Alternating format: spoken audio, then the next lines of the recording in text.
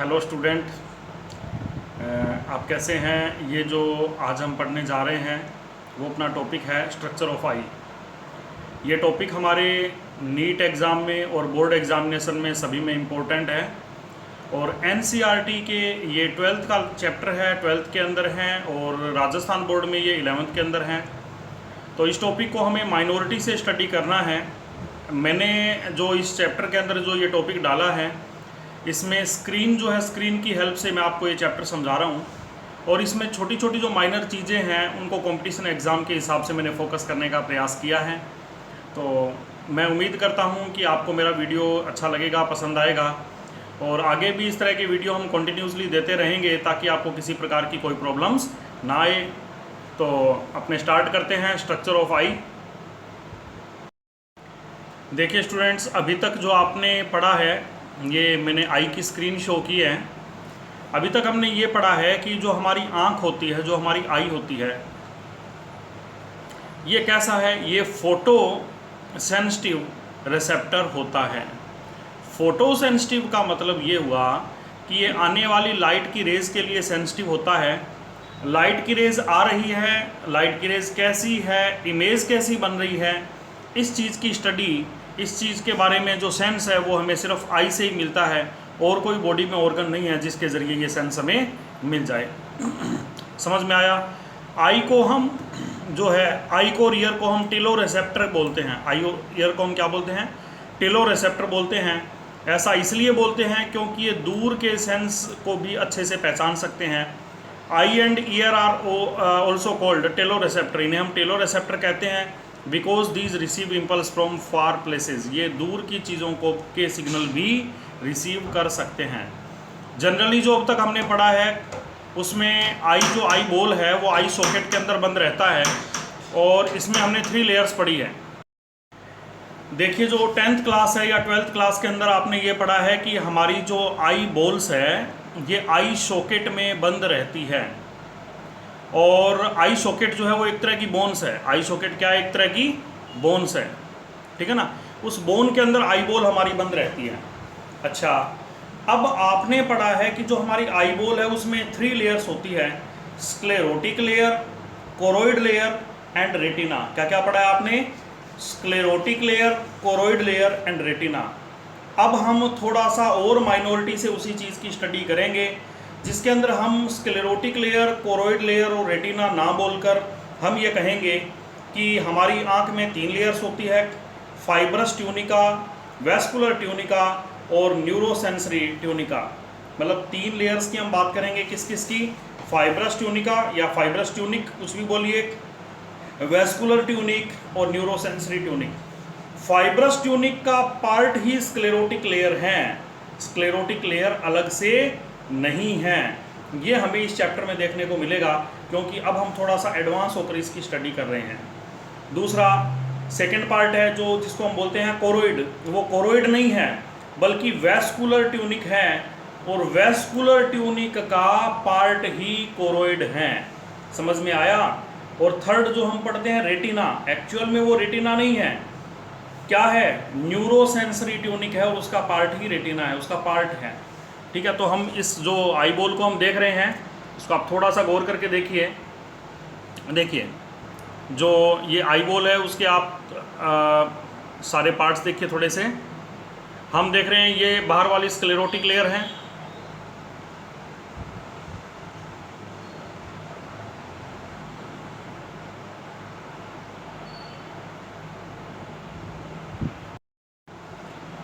तो eye ball में हम देख रहे हैं, ये देखिए बाहर ही बाहर ये स्क्लेरोटिक लेयर है। एक्चुअल में ये स्क्लेरोटिक लेयर नहीं बल्कि ये वाइट कलर की जो लेयर दिख रही है इसको हम फाइब्रस ट्यूनिक कहेंगे। क्या कहेंगे इसको? Fibrous tunic. और इस फाइब्रस ट्यूनिक के हम 2 पार्ट बोलेंगे। जो ये बाहर वाला हिस्सा है, ये बाहर वाला इतना इतना, इसको तो हम बोलेंगे इतना इतना, इतना इतना जो इधर का हिस्सा है इसको तो हम बोलेंगे स्क्लेरोटिक लेयर। और ये जो आगे का हिस्सा आपको दिख रहा है, ये बाहर निकला हुआ वाइट कलर का, इसको हम बोलेंगे कॉर्निया। समझ में आया। तो कुल मिला के जो हम पहले इकट्ठा स्क्लेरोटिक लेयर या स्क्लेरा पढ़ रहे थे वो स्क्लेरा नहीं है बल्कि वो है फाइब्रस ट्यूनिक। और फाइब्रस ट्यूनिक के 2 पार्ट है, ये इधर हो गया स्क्लेरा और इधर हो गया कॉर्निया। समझ में आया। इसी तरह से कोरोइड लेयर है, कोरोइड लेयर ना बोल के उसको हम बोलेंगे वैस्कुलर ट्यूनिका। और ये जो बीच बीच में रेड कलर की आपको ये लेयर दिख रही है, ये स्क्लेरोइड लेयर है। ये यहाँ तक तो है स्क्लेरोइड लेयर। इसके बाद ये जो फुला हुआ पार्ट आपको दिख रहा है, ये कौन है? सिलियरी मसल्स, है ना। और ये जो आगे आपको ब्लैक ब्लैक कलर का दिख रहा है, ये देखिए, ये कौन है? आइरिस। ये कौन है? आइरिस। समझ में आ रही है बात। तो सेकंड जो वैस्कुलर ट्यूनिक जो होता है, उसके भी 3 पार्ट्स हैं। एक हो गया कोरोइड, एक हो गया सिलियरी बॉडी, और एक हो गया है ये आइरिस। ये 3 पार्ट्स हैं। इसी तरह जो हमारा रेटिना है, उस रेटिना को हम बोलेंगे न्यूरोसेंसरी ट्यूनिक, और उसको भी हम अलग अलग पार्ट्स में डिवाइड करेंगे। जैसे ये आपको दिख रहा है येलो येलो कलर का ये जो पार्ट, ये हो गया रेटिना। क्या हो गया? ये रेटिना। और रेटिना के अंदर रोड एंड कोन सेल वगैरह सब हम डिटेल से इसमें यहाँ स्टडी करेंगे। तो हम आई को जो है वो थ्योरेटिकल फॉर्म में भी स्टार्ट करते हैं। ये आपने आई का डायग्राम देखा है, ये आपने आई का डायग्राम देखा है डिटेल से, है ना। ये देखिए, जैसी हमारी ये आँख दिख रही है, सेम टू सेम ये अंदर से हमने आपको दिखाई है ये किस टाइप से होती है। ये डायग्राम आप गौर करके देखिएगा। अब हम थ्योरेटिकल पार्ट में आते हैं। देखिए, सबसे पहले है हम देख रहे हैं आई। आई क्या है? मैंने बोला आई एंड ईयर जो दोनों के दोनों हैं, आई एंड ईयर,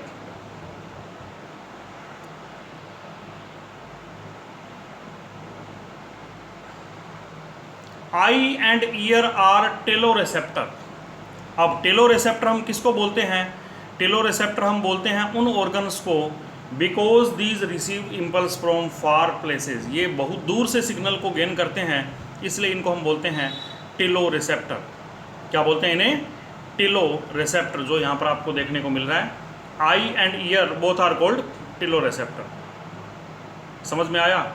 आई और ईयर दोनों को हम टेलोरेसेप्टर कहेंगे। अब देखिए आई क्या है? आई एक फोटो रिसेप्टर ऑर्गन है, क्योंकि ये फोटो सेंसिटिव ऑर्गन होता है। Eye is a photo sensitive organ. Eye कैसा है? फोटो सेंसिटिव ऑर्गन है। हमारी जो हर एक आई बॉल है, ये आई जो है वो बॉल लाइक स्ट्रक्चर है, that is called eye ball. हमारी जो हर एक जो आँख है वो कैसी है? बॉल लाइक स्ट्रक्चर है, जिसको हम बोलते हैं, क्या बोलते हैं जिसको? Eye ball. क्या बोलते हैं उसको? आई। देखिए, each eye ball is situated in touch of the bone in the skull. तो हमारा जो नोच है, स्कल की जो एक गड्ढा है, पिट है, जो खोपड़ी का जो गड्ढा होता है, पिट होता है, उसके अंदर हर एक आई बॉल प्रेजेंट रहता है। और उस गड्ढे को हम कहते हैं आई सॉकेट या आई ऑर्बिट, कुछ भी नाम दे दीजिए, आई सॉकेट या आई ऑर्बिट।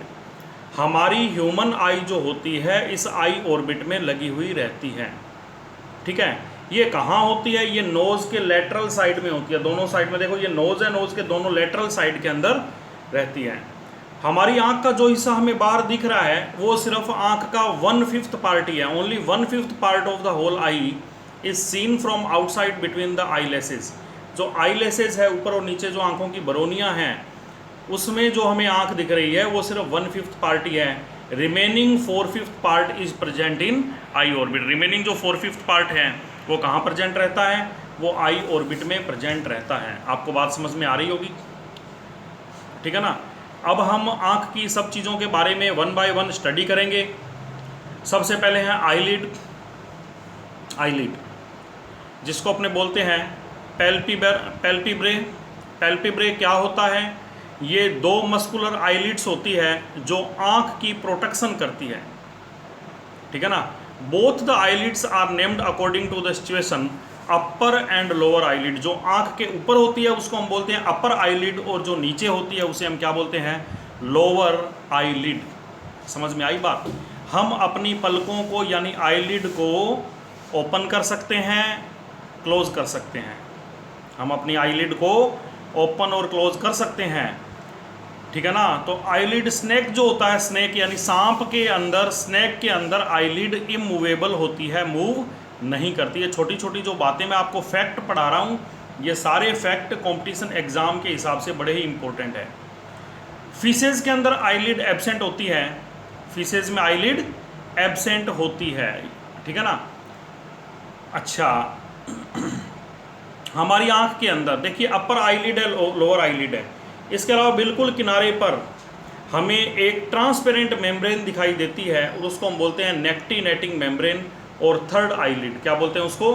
नेक्टिनेटिंग मेम्ब्रेन और थर्ड आईलिड। भाई जनरली तो हमने दो आईलिड ही पढ़ी है, अपर आईलिड और लोअर आईलिड, अपर आईलिड और लोअर आईलिड, लेकिन एक आंख में बिल्कुल किनारे पर एक आईलिड और होती है, उसको हम बोलते हैं नेक्टिनेटिंग मेम्ब्रेन और third eyelid. It is actively working in rabbit, ये रैबिट में एक्टिव होती है, लेकिन हमारे में वेस्टिजियल होती है, इसका कोई काम नहीं है। It is found constructed at one corner of eye ball, ये आई बॉल में एक कॉर्नर पर, देखो ये जो आंख है इसके एक कॉर्नर पर आपको ये बिल्कुल कंस्ट्रक्टेड फॉर्म में दिखाई देगी।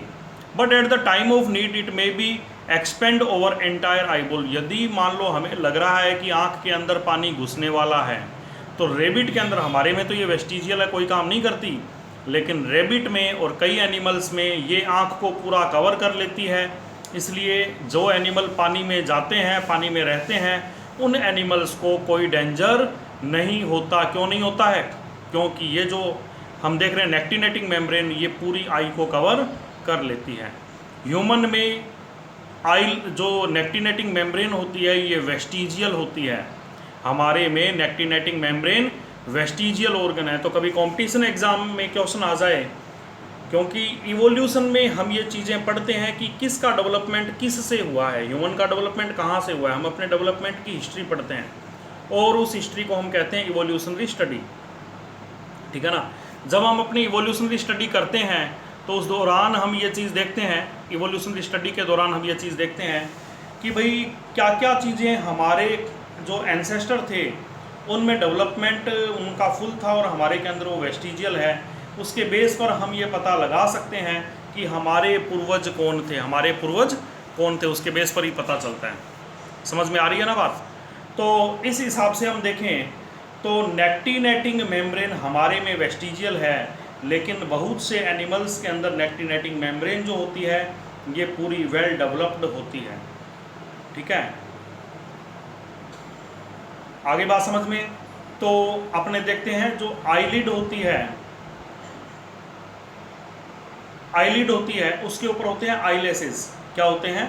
आईलेसेस। तो देखिए छोटे छोटे जो बाल हैं इन्हें हम कहते हैं आईलेसेस। समझ में आ गई बात? ये क्या करती है? आईलिड का प्रोटेक्शन करने का काम करती है। तो हमारी बॉडी में कई सारे वेस्टिजियल ऑर्गन हैं जो हमारे एंसेस्टर में डेवलप्ड थे लेकिन हमारे में डेवलप्ड नहीं है। जैसे एक वेस्टिजियल ऑर्गन है यही नेक्टिनेटिंग मेम्ब्रेन, ठीक है।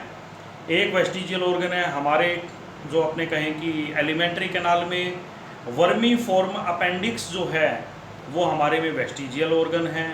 इसके अलावा जो वर्टिब्री है उसमें कोडल वर्टिब्री जो है, कोडल वर्टिब्री जो मतलब हमारे जो एंसेस्टर थे उनमें टेल के फॉर्म में बड़े एक्टिव थे लेकिन हमारे में वो वेस्टिजियल फॉर्म में प्रेजेंट है। तो ये कुछ चीज़ें हैं जो वेस्टिजियल है। इसी तरह से मेल में मेमोरी ग्लैंड है, मेल में मेमोरी ग्लैंड का कोई काम नहीं है तो ये भी वेस्टिजियल है।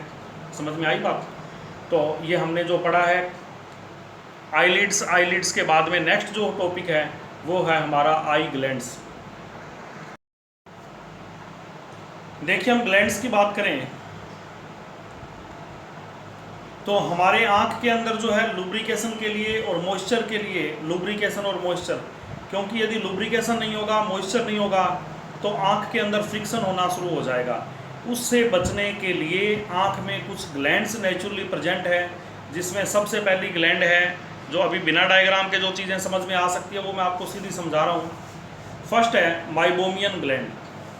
माइबोमियन ग्लैंड कौन सी होती है?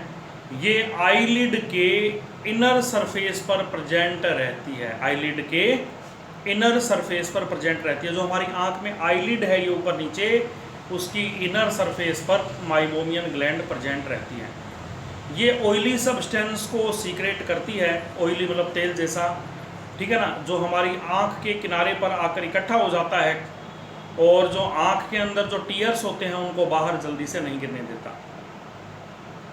ठीक है, ये क्या काम करता है, ये ऑयली सब्सटेंस दोनों आईलेसेस के बीच में फ्रिक्शन को रोकता है। जो हमारे दोनों आईलिड है ना, ऊपर और नीचे की आईलिड, देखो हम बार बार आंख बंद करते हैं खोलते हैं तो दोनों में फ्रिक्शन की वजह से सेल जो है वो डैमेज होनी चाहिए, लेकिन माइबोमियन ग्लैंड के ऑयली सब्सटेंस की वजह से हमारी जो आईलिड्स है दोनों की दोनों, इनमें फ्रिक्शन नहीं हो पाता।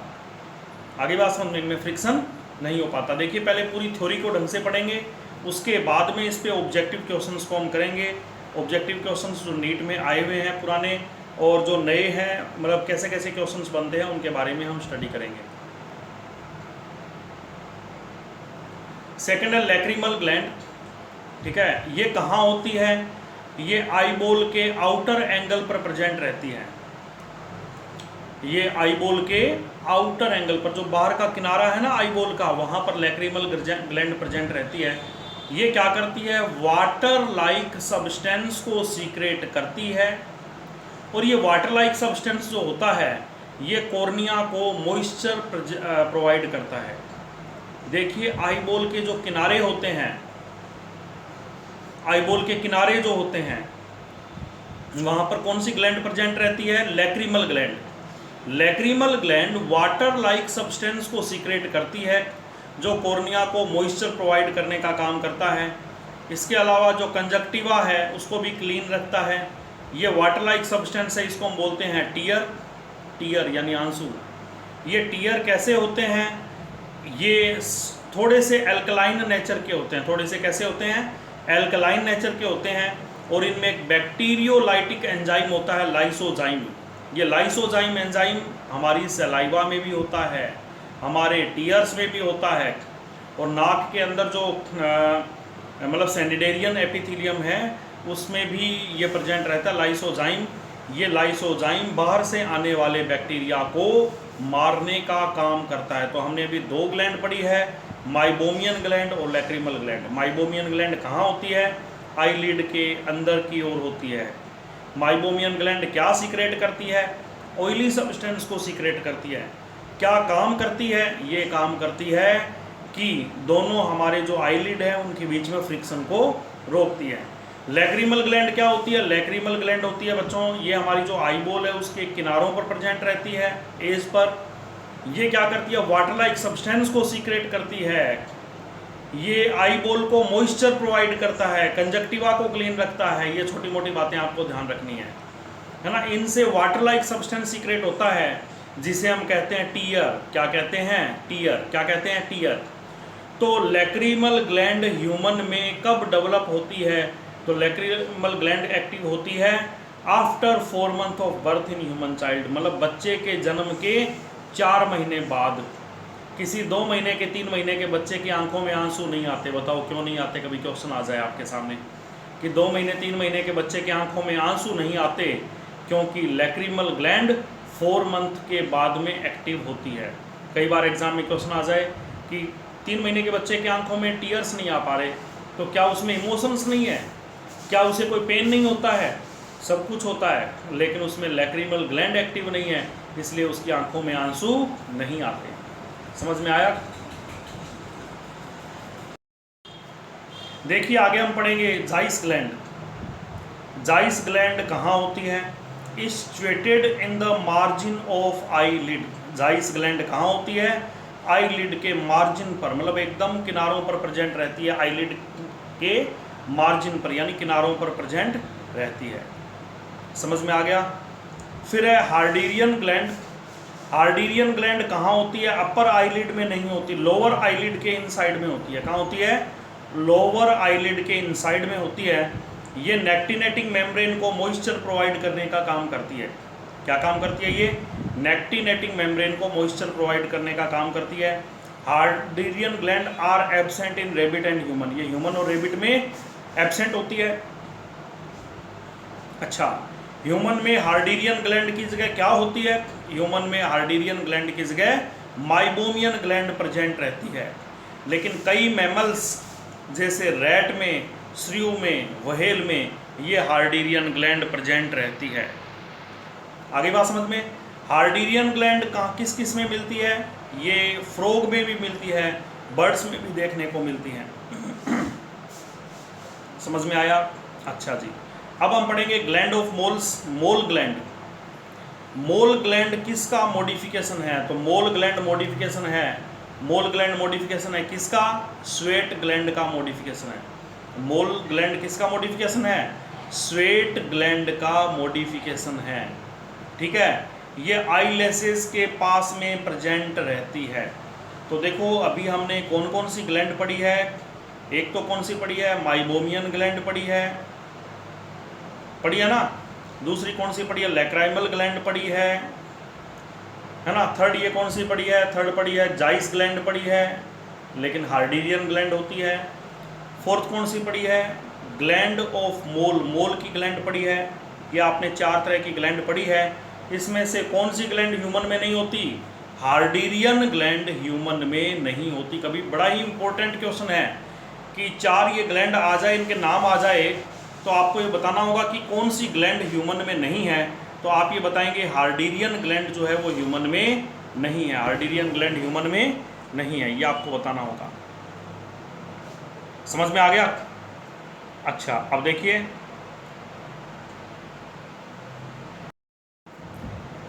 आगे हम पढ़ेंगे मसल्स ऑफ आईबॉल। हमें पता है जो हमारी आईबॉल है ये मूवमेंट कर सकती है। हमने देखा ना, हमारी आंखें चारों ओर घूम सकती है, मतलब चारों नहीं तो 2D में तो सामने सामने घूमती है।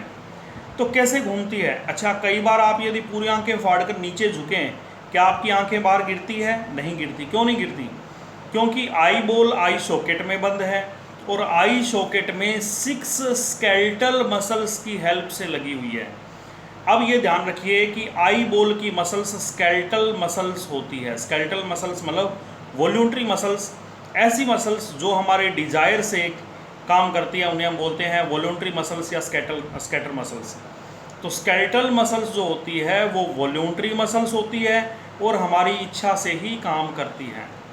ठीक है ना। तो 6 मसल्स होती है, इनमें 4 है रेक्टस मसल्स और 2 होती है ओब्लिक मसल्स। 4 कौन सी होती है? रेक्टस मसल्स, और 2 कौन सी होती है? Oblique muscles. तो बड़े इंपॉर्टेंट क्वेश्चन है कि आई मसल्स क्या है? Voluntary muscles, involuntary muscles, mix muscles. तो बताइए कैसी है? या वॉल्यूंटरी इनवॉल्यूंटरी दोनों की दोनों है? तो हम ये कहेंगे कि ये सिर्फ वॉल्यूंटरी मसल्स है, स्केलेटल मसल्स है, जो हमारी इच्छा से चलती है, हमारी इच्छा से कॉन्स्ट्रिक्ट होगी, हमारी इच्छा से जो है वो रिलैक्स होगी। हमारी आँख में कितनी मसल्स होती है? हमारी आँख में 6 मसल्स होती है या 6 पेयर होती है? 6 मसल्स होती है। कितनी मसल्स होती है? 6 मसल्स होती है।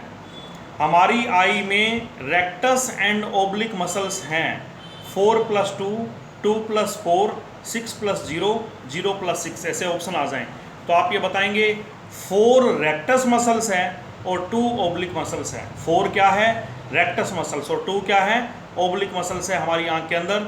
इन मसल्स को हम बोलते हैं एक्स्ट्रा ओक्यूलर मसल्स। क्या बोलते हैं इन्हें? Extra ocular muscles. और इन मसल्स की वजह से ही हमारी आंख जो होती है वो आई बॉल जो है वो आई सॉकेट में मूवमेंट करती है। ये देखिए आपको आंख में दिखाई दे रही होगी, ये जो मसल्स हैं ये कौन कौन सी हैं? सबसे पहले देखिए ये 2 आपको दिख रही है, इंफीरियर रेक्टस और इंफीरियर ओब्लिक और सुपीरियर ओब्लिक। 2 ओब्लिक मसल्स हैं। क्या ये 2 ओब्लिक मसल्स हैं?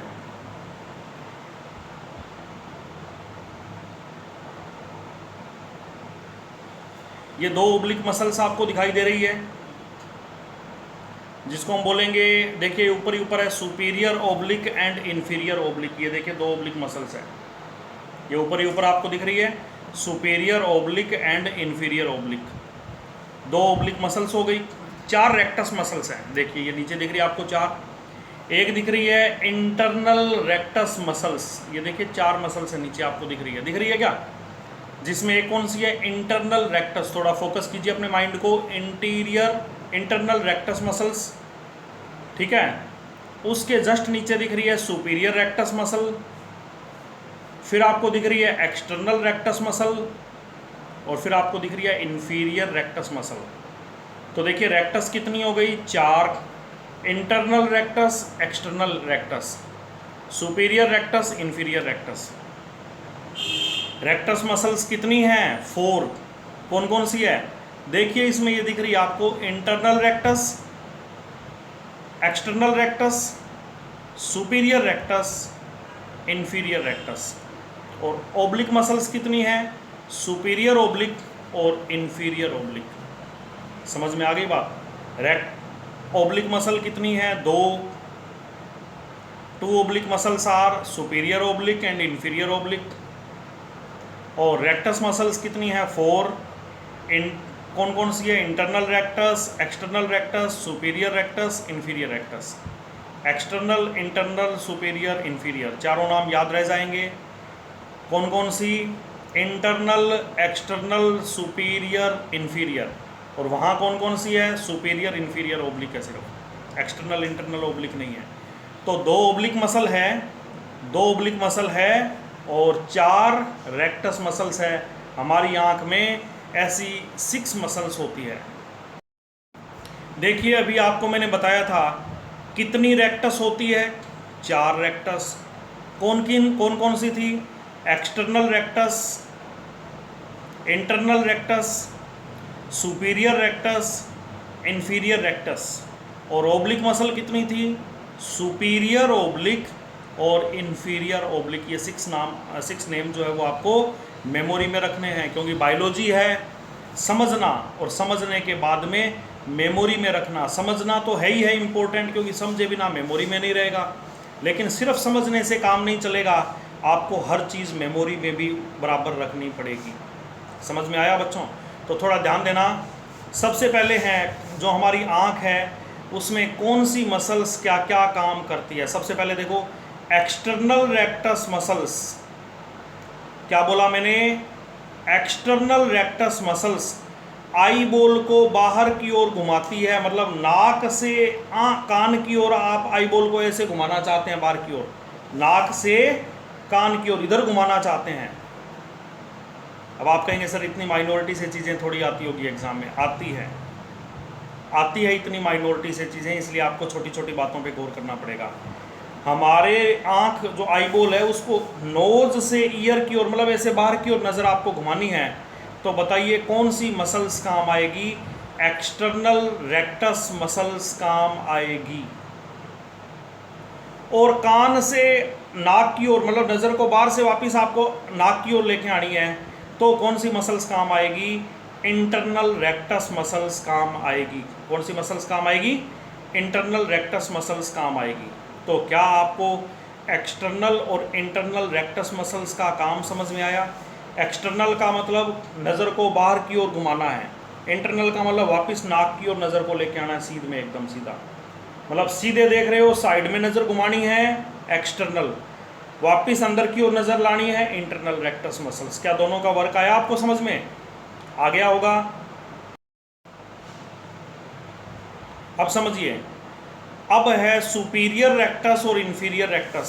Superior rectus muscles and inferior rectus, inferior oblique muscles. पहले देखिए कौन कौन है, थोड़ा मिक्स हो गया है। सुपीरियर रेक्टस और इन्फीरियर ओब्लिक, ये क्या काम करती है, आई बॉल को रोटेट करने में, आँख के अंदर अंदर ही आपको यदि घुमाना है तो ये काम करेगी अपवर्ड, मतलब ऊपर की ओर घुमाने के लिए सुपीरियर रेक्टस और इन्फीरियर ओब्लिक काम करेगी। सुपीरियर रेक्टस और इन्फीरियर ओब्लिक, समझ में आई? ये किधर घुमाएगी आँख को, ऊपर की ओर। और यदि आँख को नीचे की ओर घुमाना है तो इन्फीरियर रेक्टस और सुपीरियर ओब्लिक मसल्स काम आएगी। ये बात बड़ी ध्यान देने की है। देखो, एक्सटर्नल रेक्टस नज़र को बाहर घुमाने के लिए, इंटरनल रेक्टस नज़र को सीध में लाने के लिए, और नज़र को मतलब आई बॉल को ऊपर ले जाने के लिए कौन काम आएगा, सुपीरियर रेक्टस और इन्फीरियर ओब्लिक। सुपीरियर रेक्टस और इन्फीरियर ओब्लिक। नज़र को नीचे लाने के लिए इन्फीरियर रेक्टस और सुपीरियर ओब्लिक मसल्स काम आएगी। ये फंक्शन भी आपको विशेष तौर से ध्यान रखने हैं, बड़े ही इम्पोर्टेंट होती है ये छोटी छोटी चीज़ें। ओके, आपको आया समझ में?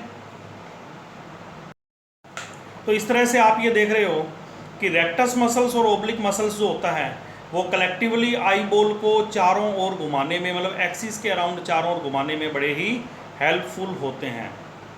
आगे बात समझ में, ये हेल्पफुल होते हैं, तो ये आपको ध्यान रखना है। तो समझिए, हमारी आंख में यदि कोई भी मसल्स है आई बॉल की, यदि वो स्मॉल हो जाए या लार्ज हो जाए, एक्स्ट्रा स्मॉल हो जाए या एक्स्ट्रा लार्ज हो जाए, तो सोचिए क्या होगा। तो क्या होगा, आंखें टेढ़ी मेढ़ी हो जाएगी ना। यदि हमारी आंख की कोई भी मसल यदि थोड़ी स्मॉल या थोड़ी लार्ज हो जाए तो क्या होगा, हमारी जो आंख है ये टेढ़ी मेढ़ी हो जाएगी, और इस बीमारी को हम कहते हैं स्ट्राबिस्मस और स्क्वेंट आई। क्या बोलते हैं इसको, स्ट्राबिस्मस। और पता है हिंदी में क्या बोलते हैं, बहंगापन। जो आदमी की आंखों की जो है वो टेढ़ी मेढ़ी होती है ना इधर उधर, क्योंकि फिर आंख एक साइड में ही रह जाएगी, चारों नहीं घूम पाएगी ढंग से, उसे हम बोलते हैं स्ट्राबिस्मस और स्क्वेंट आई। दोबारा से सारी बात समझ लीजिए। हमारी आंख में 4 मसल्स होती है। कौन कौन सी मसल्स होती है, 4 मसल्स होती है। कौन कौन सी मसल्स होती है, मैंने आपको बताया, superior oblique, inferior oblique, 2 oblique muscles हैं। Superior rectus, inferior rectus, external rectus और इंटरनल रेक्टस, 4 रेक्टस मसल्स हैं। ठीक, अब आपको ये देखना है, एक्सटर्नल रेक्टस आई बॉल को बाहर की ओर घुमाती है, इंटरनल रेक्टस अंदर की ओर ले आती है। दोनों का काम आया समझ में। अब बची 2। देखिए, सुपीरियर रेक्टस और इन्फीरियर ओब्लिक ये आई बॉल को ऊपर ले जाती है, और इन्फीरियर रेक्टस और सुपीरियर ओब्लिक जो होती है वो आई बॉल को नीचे की ओर ले जाती है। यदि किसी भी मसल्स का एक्स्ट्रा लार्ज या एक्स्ट्रा स्मॉल होने से क्या होगा, उस बीमारी का नाम है स्ट्राबिस्मस और स्क्वेंट आई डिजीज़। ये देखिए सामने लिखा हुआ है स्ट्राबिस्मस, हाईलाइट करके मैं दिखा देता हूँ। स्ट्राबिस्मस और स्क्वेंट आई डिजीज़ हम इसको बोलते हैं, यदि कोई भी मसल्स बड़ी या छोटी हो जाए, स्ट्राबिस्मस या स्क्वेंट आई डिजीज़ कहते हैं। समझ में आ गया, ये बात भी आपको ध्यान रखनी है।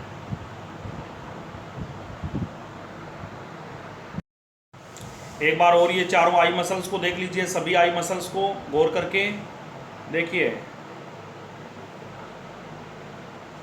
सभी आई मसल्स को आप गौर करके देखिए। ये आपको दिख रही है इन्फीरियर ओब्लिक, सुपीरियर ओब्लिक, ये आपको दिख रही है इंटरनल रेक्टस, ये आपको दिख रही है एक्सटर्नल रेक्टस मसल्स, ये पीछे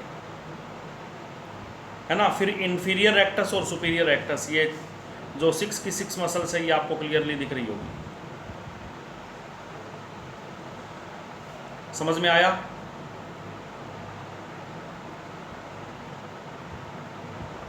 एक बार और आई की इंटरनल स्टडी,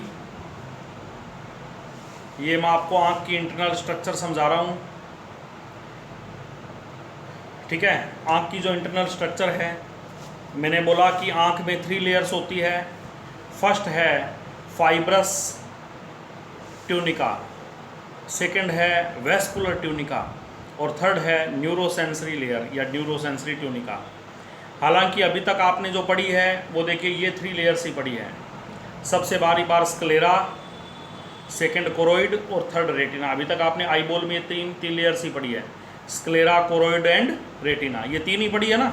लेकिन अब हम पढ़ेंगे फाइब्रस ट्यूनिका और उसका हिस्सा है स्क्लेरा। उसका हिस्सा क्या है, स्क्लेरा। देखिए कैसे, ये हिस्से कैसे बने। देखिए, फाइब्रस ट्यूनिका जो है उसके 3 पार्ट्स हैं। कितने पार्ट्स हैं, 3। फाइब्रस ट्यूनिका के 3 पार्ट्स हैं। सबसे पहले देखिए, बार आपको दिख रहा है स्क्लेरा, यहाँ तक तो आ गया स्क्लेरा। 3 पार्ट्स नहीं, 2 पार्ट्स है भाई। और उसके बाद देखिए ये 4/5 हिस्सा तो था, ये जो यहाँ का 4/5 हिस्सा था यहाँ तक वाला, ये तो था इम्पेरेमेबल। लेकिन 1/5 हिस्सा जो बाहर है, ये देखिए सफ़ेद सफ़ेद ये बाहर दिख रहा है, ये कैसा है, पेरेमेबल है। इसको हम बोलते हैं कॉर्निया। क्या बोलते हैं, कॉर्निया। तो सबसे आउटमोस्ट जो लेयर है उसका नाम है फाइब्रस ट्यूनिका। और फाइब्रस ट्यूनिका जो लेयर आपको दिखाई दे रही है, फाइब्रस ट्यूनिका के दो पार्ट हैं, स्क्लेरा एंड कॉर्निया। देखिए ये दिख रहा है बार बार वाइट वाइट कलर वाला स्क्लेरा, और स्क्लेरा आगे चल के देखिए यहाँ पे सामने लिखा हुआ है कॉर्निया। ये स्क्लेरा का 1/5 पार्ट जो पेरेमेबल हो जाता है उसे हम कॉर्निया कहते हैं। ये लेक्चर हम 40 मिनट का तैयार करेंगे। नेक्स्ट जो भी चीज़ इसमें रह जाएगी वो नेक्स्ट लेक्चर में आपको करवाया जाएगा। फिलहाल आपको आई में जितना आया है वो इसी लेक्चर में कंप्लीट करना है। ओके, आया समझ में? तो देखिए अब हम पढ़ेंगे इसकी जो सबसे आउटमोस्ट लेयर है फाइब्रस ट्यूनिका। तो फाइब्रस ट्यूनिका के दो पार्ट है, sclera and cornea. Sclera and cornea दो लेयर्स हैं, दो पार्ट हो गए इसके, है ना। देखिए जो हमारी आँख होती है उस आँख का आउटमोस्ट जो कवरिंग लेयर है उसका नाम है फाइब्रस ट्यूनिक। क्या नाम है? Fibrous tunic. फाइब्रस ट्यूनिक जो होता है it is the outmost covering of eyeball made up of hard and thick connective tissue. ये किसका बना होता है? हार्ड और थिक कनेक्टिव टिश्यू का बना होता है। ये आउटमोस्ट कवरिंग पार्ट है जो हार्ड, और ये किसका बना हुआ है? ये हार्ड और थिक कनेक्टिव टिश्यू का बना हुआ पार्ट है। समझ में आया? फाइब्रस ट्यूनिक यहीं का यहीं लर्न कर लीजिए। जो पढ़ते हो वो तुरंत, आप कई बार सोचते हैं एग्ज़ाम आएगा तब हम लर्न करेंगे। अरे एग्ज़ाम आता रहेगा, आप कोशिश कीजिए, आप यदि अभी पढ़ रहे हैं अभी का भी लर्न कर लीजिए ताकि आपको बाद में ज़्यादा मत्थापच्ची करनी ही ना पड़े। समझ में आया? फर्स्ट पार्ट कौन है? Fibrous tunic. ये आउटमोस्ट पार्ट है, ये हार्ड है, थिक कनेक्टिव टिश्यू का बना हुआ है। ये पार्ट दो पार्ट में डिवाइडेड होता है, एक होता है कॉर्निया और एक होता है स्क्लेरा। तो सबसे पहले देखिए कॉर्निया क्या है। कॉर्निया क्या है? ये आउटर विजिबल पार्ट है फाइब्रस ट्यूनिका का। इसमें किरेटिन नेटवर्क, किरेटिन नहीं होती, इसलिए इसको हम बोलते हैं नॉन किरेटिनाइज्ड स्क्वेमस एपिथेलियम। एग्जाम में आ जाता है कॉर्निया क्या है? कॉर्निया है नॉन किरेटिनाइज्ड स्क्वेमस एपिथेलियम। कॉर्निया क्या है? नॉन किरेटिनाइज्ड, मतलब किरेटिन नहीं होता, क्योंकि किरेटिन की वजह से चीज़ हार्ड हो जाती है। और हमारे आँख में जो कॉर्निया है ये हार्ड थोड़ी होता है, ये तो फ्लेक्सिबल होता है, ये हार्ड नहीं होता। तो ये नॉन किरेटिनाइज्ड स्क्वेमस एपिथेलियम है। अब देखिए कॉर्निया, आगे का जो पेरेमेबल पार्ट है वो तो है कॉर्निया, और जो इम्पेरेमेबल पार्ट है देखिए आँख में, ये आगे का जो पेरेमेबल पार्ट है ये तो कॉर्निया है। और इस कॉर्निया को देखते चलिए ऊपर, ये जो यहाँ पे आपको पॉइंट सा दिख रहा है सिलियरी बॉडी, इसके बाद का जो हिस्सा होता है ये बन गया स्क्लेरा। बाद का हिस्सा क्या बन गया? स्क्लेरा। समझ में आ रही है बात? तो स्क्लेरा को हम कहेंगे स्क्लेरोटिक लेयर। ये वाइट होती है, हार्ड होती है, थिक फाइब्रस कनेक्टिव टिश्यू की बनी हुई है।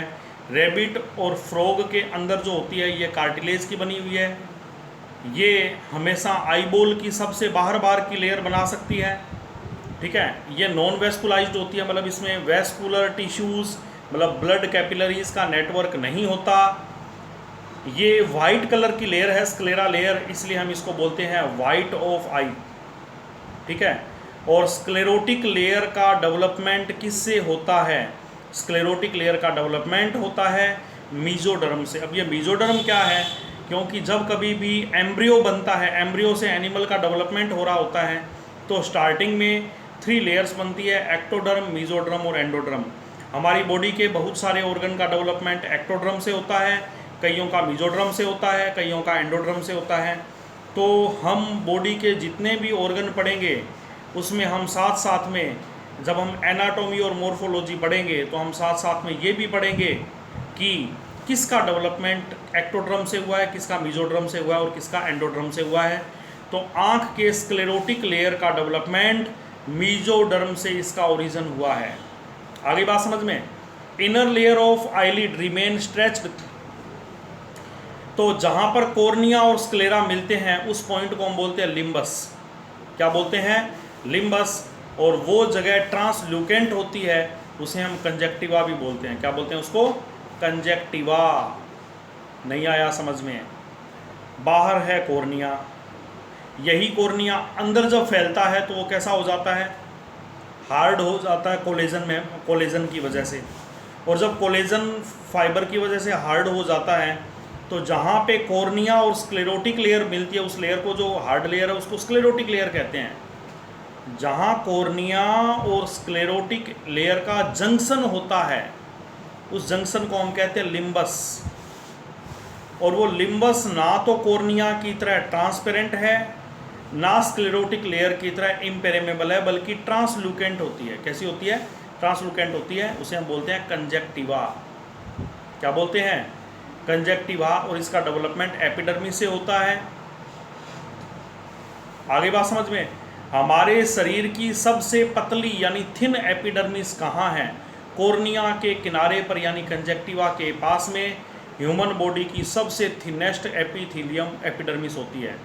तो यहाँ पर कई क्वेश्चन उठ जाते हैं कि सबसे थिन एपिडर्मिस कहाँ होती है? कंजक्टिवा में। कंजक्टिवा क्या है?